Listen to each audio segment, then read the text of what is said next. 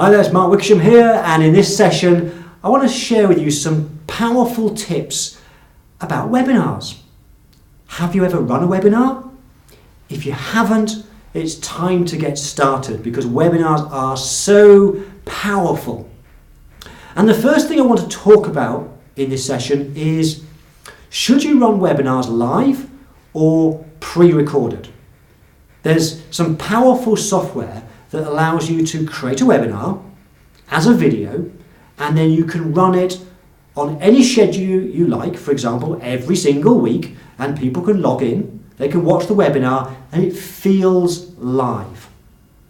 It's a powerful concept, and it has a lot of appeal. However, the one problem I have found myself, and other people have done the same research, is that with a live webinar, you get a much greater conversion rate than a pre-recorded one.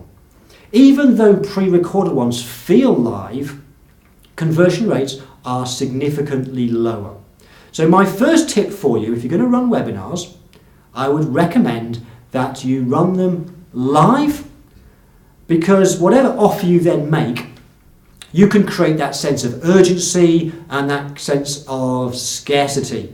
It may be, for example, what you want them to do at the end of it is to book a meeting with you. And it may be that you open up your calendar to just 6 meetings. It's the first 6 people that respond.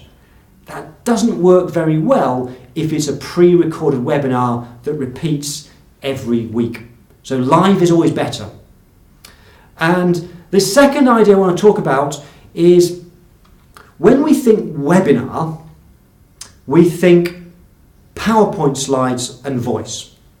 And whilst there's nothing wrong with that, what I've found over the years is that you get a much higher engagement and consequently a better result, a better conversion rate if you talk to the camera using a webcam. And there's 2 advantages with that. Firstly, the big advantage is the higher engagement, the better conversion rate. And by the way, some people call this a live cast instead, or a webcast, but it's the same technology. The only difference is you're using a webcam rather than PowerPoint slides.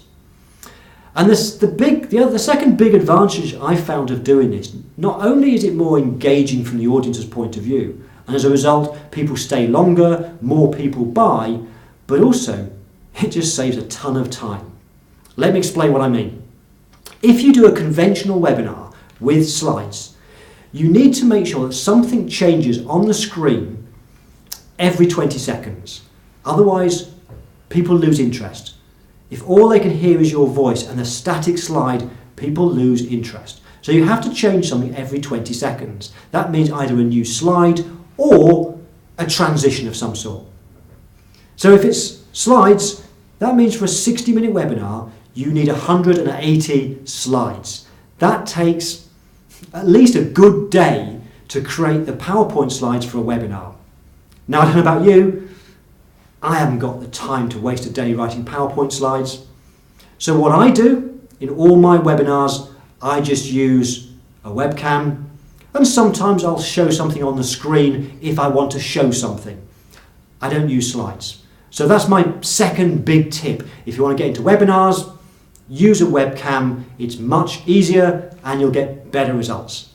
So if you like this video, if it's been useful to you, please click on the like button. And also, if you're interested in finding out more about how to do webinars and how else you can be seen as being the expert, somewhere below is a link where you can find out more about my video training program called Becoming the Sought After Expert, where I'll share with you how you can be seen as being the expert and have a queue of people